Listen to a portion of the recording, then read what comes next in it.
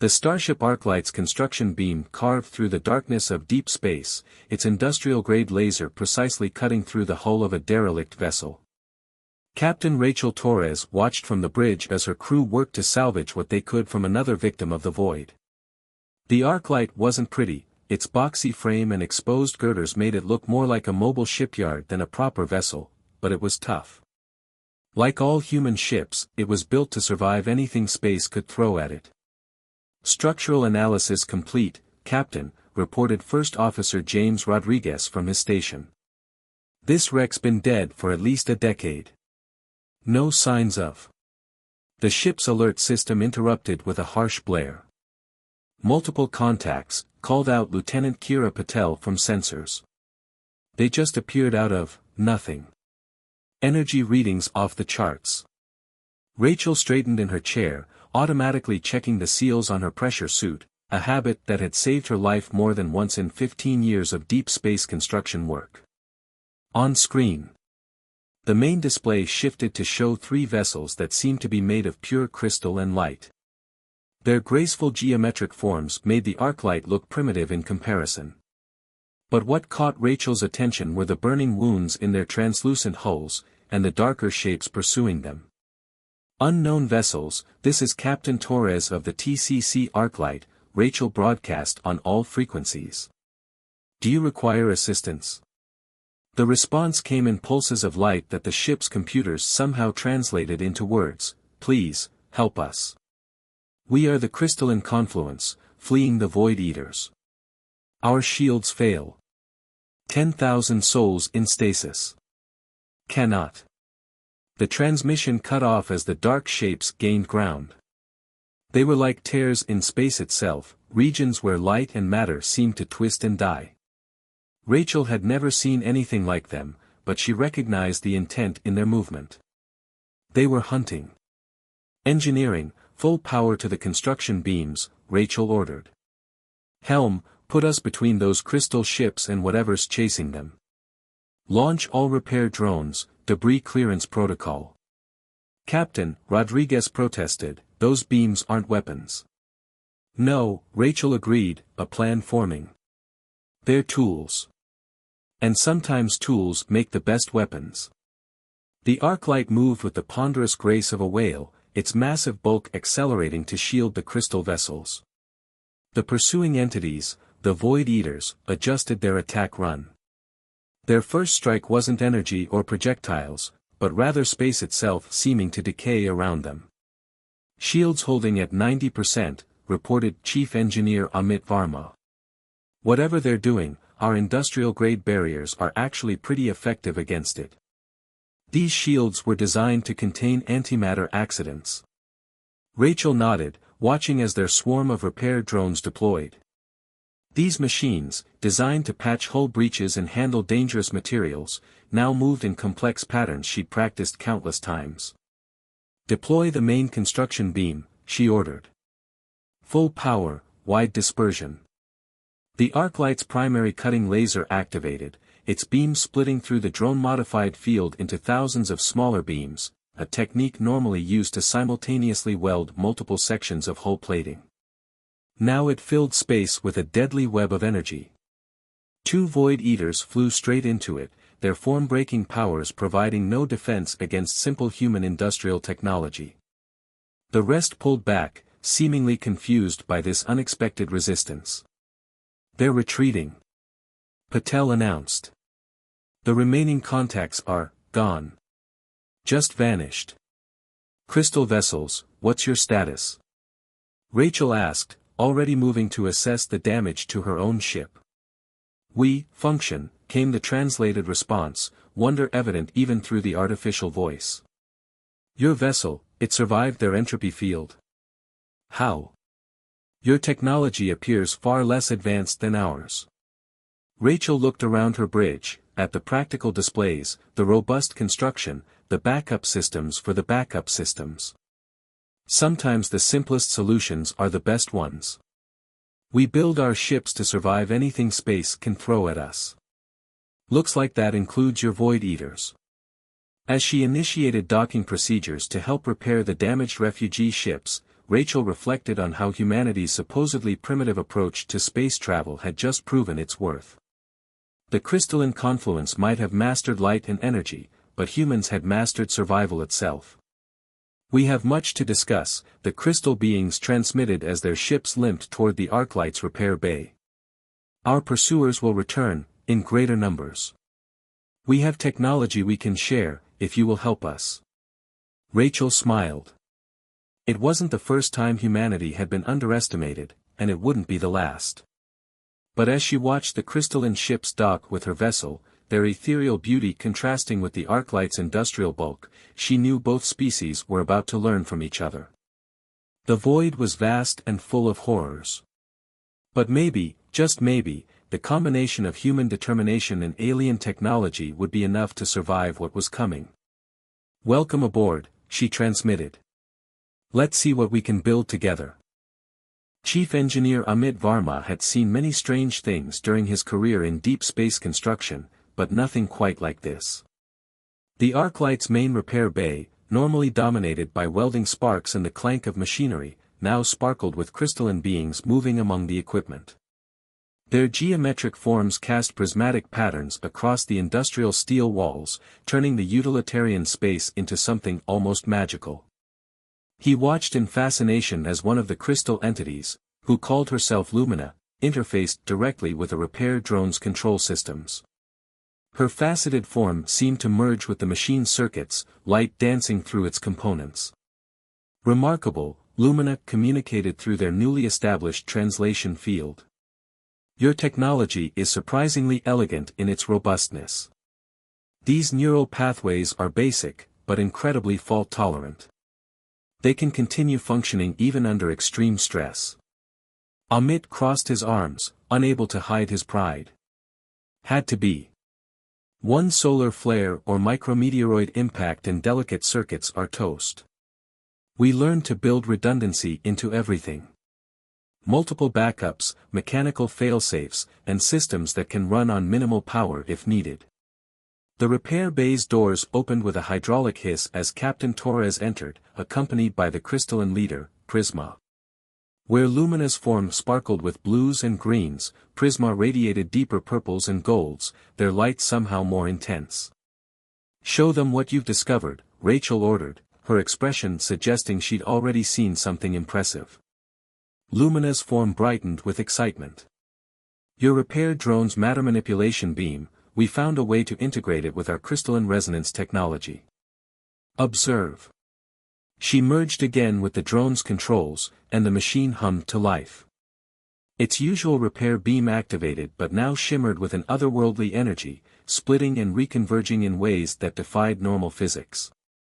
"The beam now exists partially in quantum space," Prisma explained, noting the human's confused expressions. "It can bypass conventional matter and energy barriers, much like the Void Eater's entropy fields.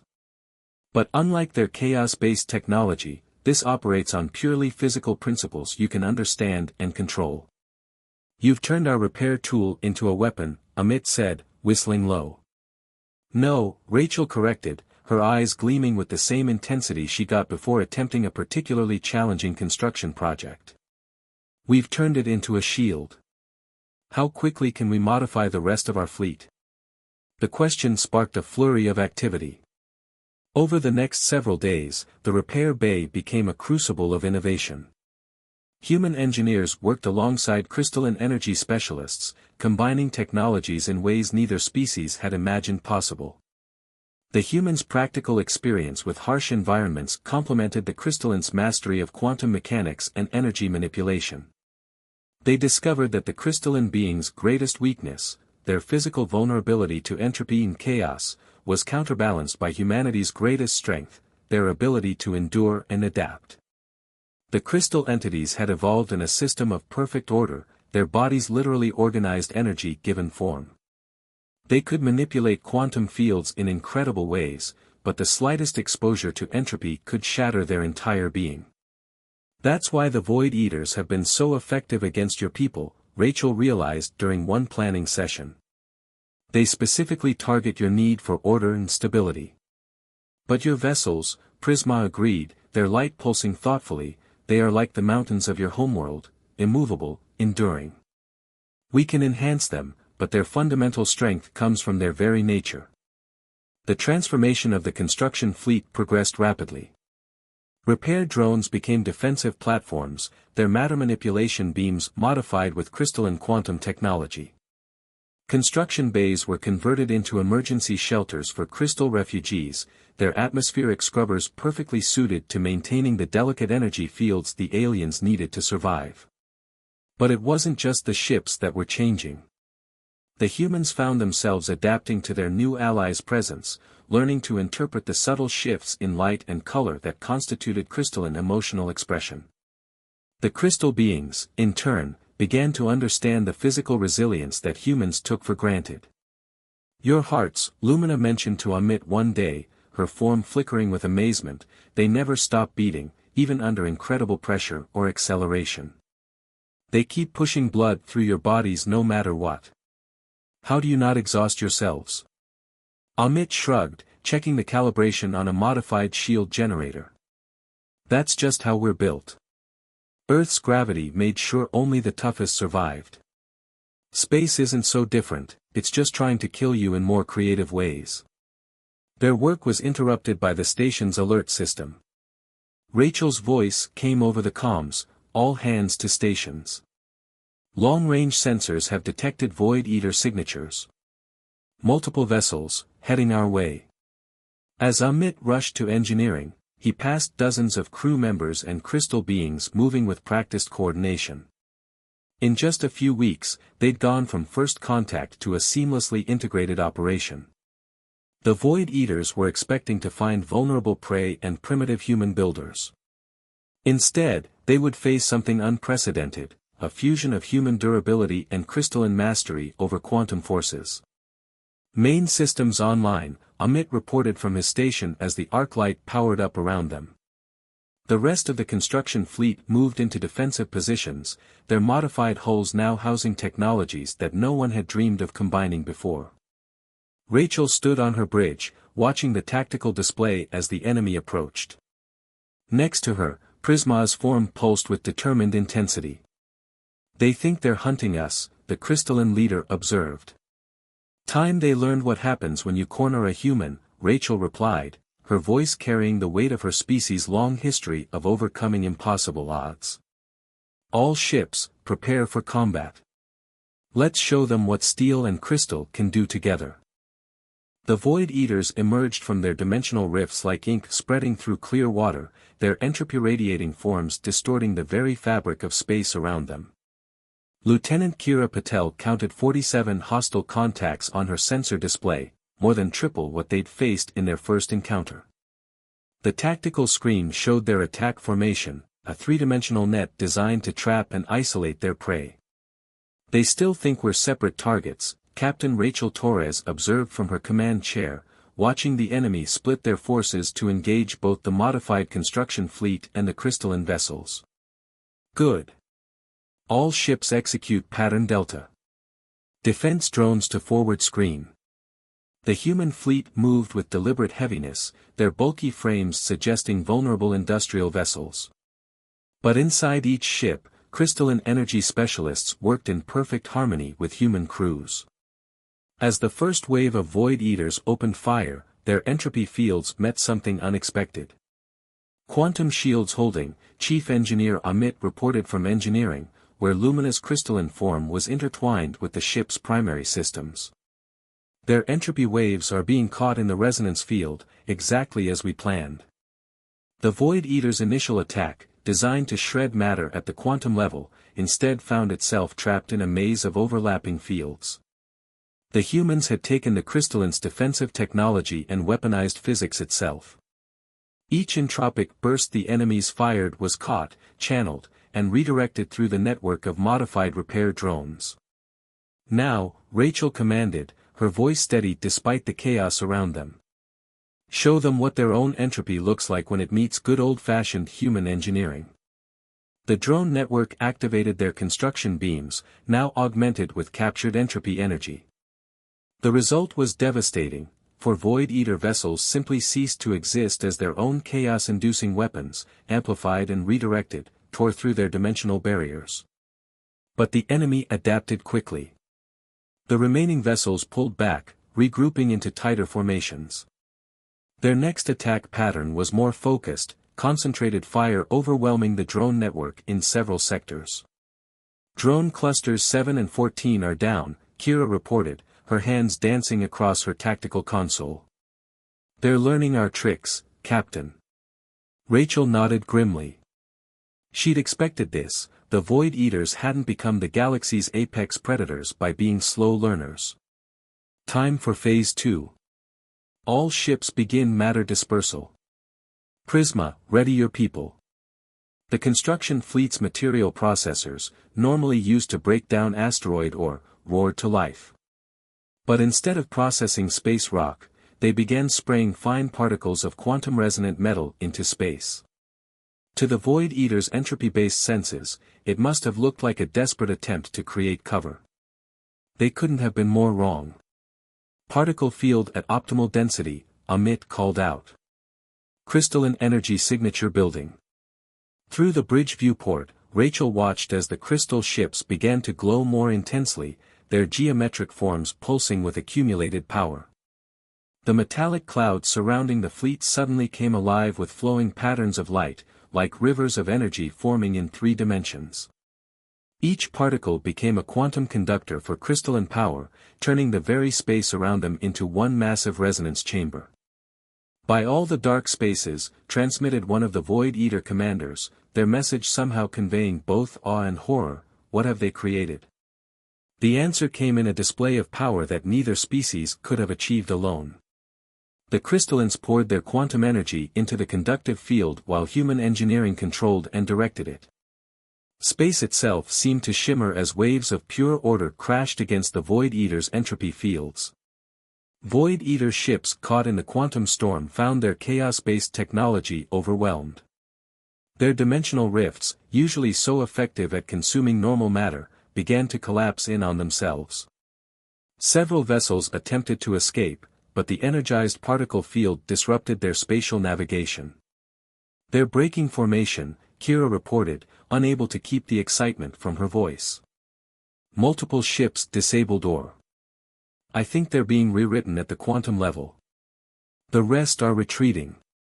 As the last Void Eater ships fled through hastily opened rifts, the cost of their victory became clear. Half the drone network was destroyed, and several construction ships had taken heavy damage. The crystalline vessels, while intact, had expended enormous amounts of energy in the battle. Damage report, Rachel called out, already moving to check on injured crew members. All sections respond. Hull breaches on decks 3 and 5, Amit reported. Emergency force fields holding. We've lost 30% of our quantum shielding capacity. Engineering teams are. He was interrupted by an urgent transmission from Prisma. The crystalline leader's form flickered with what Rachel had learned to recognize as deep concern. Captain Torres, our long-range sensors detect something troubling. The Void Eaters we drove off, they're not retreating. They're regrouping. And they're calling for reinforcements. Rachel moved to the tactical display, studying the sensor data. The crystalline technology could see much further than human sensors, and what it showed made her blood run cold. Hundreds of entropy signatures were appearing at the edge of detection range. The Void Eaters were assembling their entire hunting fleet. How long? She asked, already formulating plans. At their current speed of dimensional travel, we have perhaps 48 hours before they return, Prisma answered. And when they do? They'll be ready for our tricks, Rachel finished. She opened a channel to the entire fleet. All ships, this is Captain Torres. We've won our first real battle against the Void Eaters, but the war is far from over. We have 48 hours to repair, rebuild, and come up with something they won't expect. I know it doesn't seem like much time, but I've seen human engineering teams work miracles with less. And now we have crystalline allies to help us bend physics itself. She paused, looking around at her bridge crew, human and crystalline working side by side. They think they're hunting us. But they've never faced anything like this alliance before. Let's show them why you should never corner two species fighting for survival. All departments begin emergency repairs. We've got work to do. The Arclight's engine core pulsed with an otherworldly light as Amit Varma made the final adjustments to the quantum resonance field. Beside him, Lumina's crystalline form shifted through shades of deep blue and violet. Her consciousness merged with the ship's systems at a level that would have seemed impossible just weeks ago.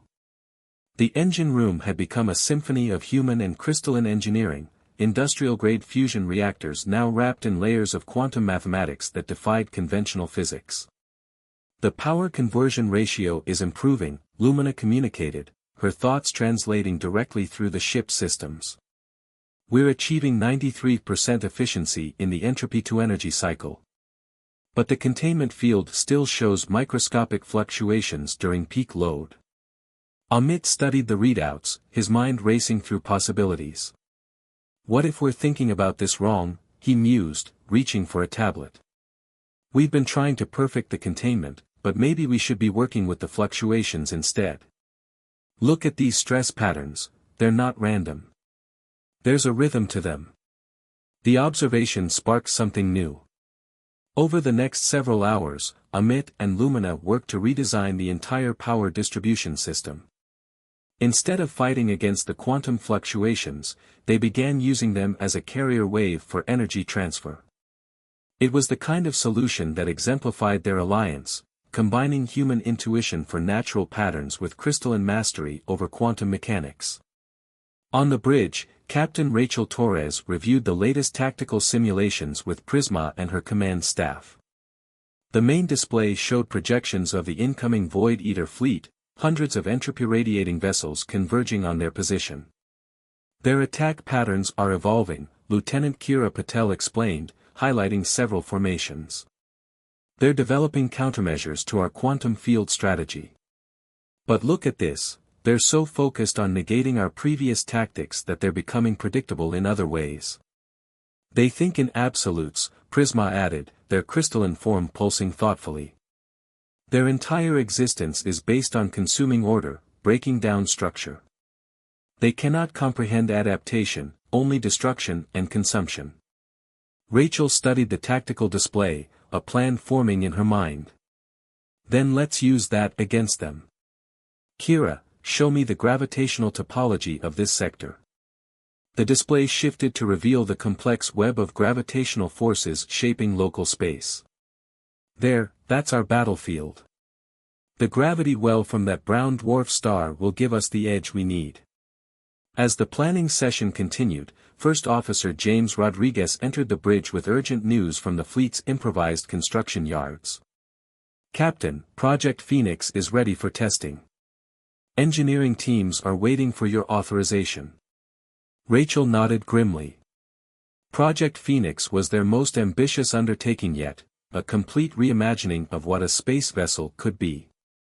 If it worked, it would change everything. If it failed, they'd lose precious resources they couldn't replace. We have to try, she decided. We've got less than 20 hours before the Void Eaters arrive. Have all ships move to safe distance and begin the test sequence. In the construction zone, a massive framework of industrial steel and crystalline lattices hung in space. It looked almost skeletal, more like an abstract sculpture than a ship. But as the test began, it came alive in ways that defied conventional physics. The quantum resonance field activated first, causing the crystalline elements to pulse with inner light. Then the human-engineered power systems engaged, sending carefully controlled streams of energy through the structure. The result was something entirely new, a vessel that existed simultaneously as matter and energy, solid and fluid, order and chaos held in perfect balance.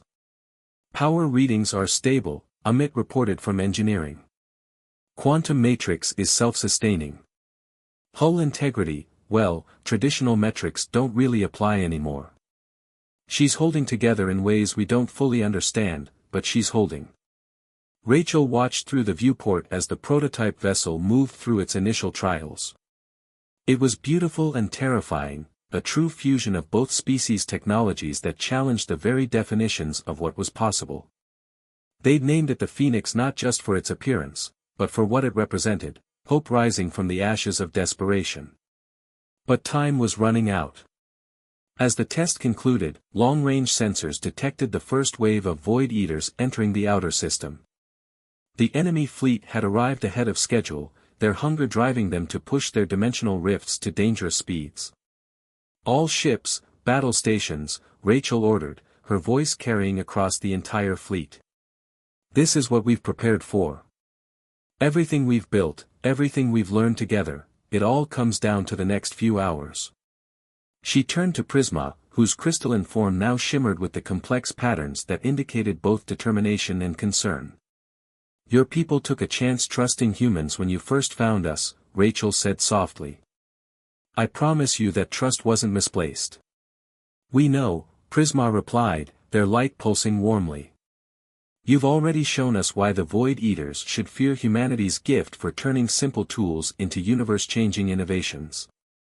Now it's time to show them why they should fear our alliance even more." As the fleet moved into formation around the prototype vessel, Rachel felt a strange calm settle over her.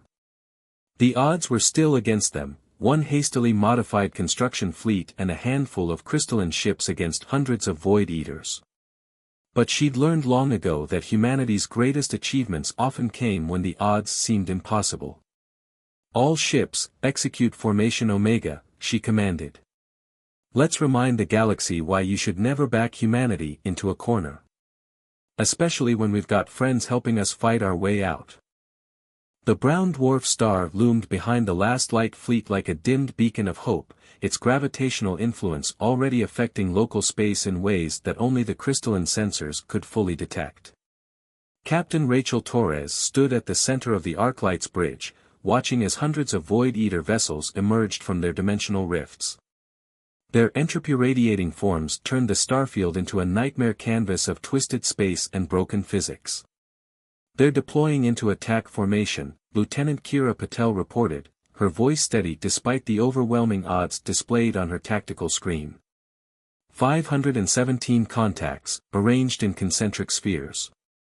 They're trying to cut off every possible escape route. "Good," Rachel replied, earning surprised looks from her bridge crew. "Let them think they've trapped us. Execute Phase 1. Project Phoenix, prepare for primary sequence." At the heart of their formation, the prototype vessel pulsed with inner light. Its hybrid structure of industrial steel and crystalline lattices responded to commands from both human and crystalline crews working in perfect synchronization. The vessel looked almost alive, its quantum-infused frame shifting between states of matter in ways that defied conventional physics. "The enemy fleet is broadcasting," Kira announced. The message came through their translation systems, distorted but clear in its intent. "Primitive vessels, surrender your crystalline allies," the Void Eater commander demanded. "Their ordered existence offends the natural entropy of space. Submit them to us for consumption, and we may spare your own chaotic forms." Rachel exchanged a glance with Prisma, whose crystalline form now blazed with determination. "Send our response," she ordered. "This is Captain Rachel Torres of the Last Light Fleet," she began, her voice carrying the weight of two species' hopes. "We reject your offer. The crystalline confluents are under our protection. If you want them, you'll have to go through humanity first." The Void Eater's response came in the form of a massive entropy wave, their entire fleet firing simultaneously to create a sphere of chaos that began collapsing inward toward the human crystalline alliance. "All ships, activate quantum shields," Rachel commanded. "Project Phoenix, initiate primary sequence.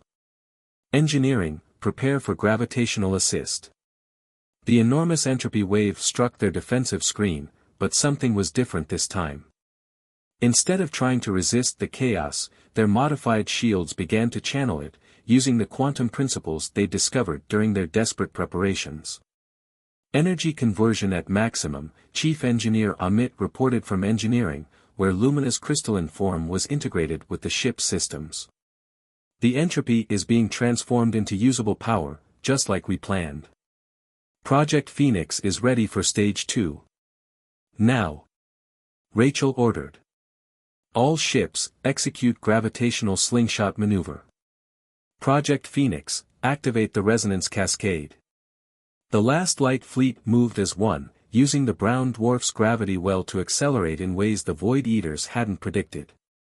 But it was Project Phoenix that changed everything.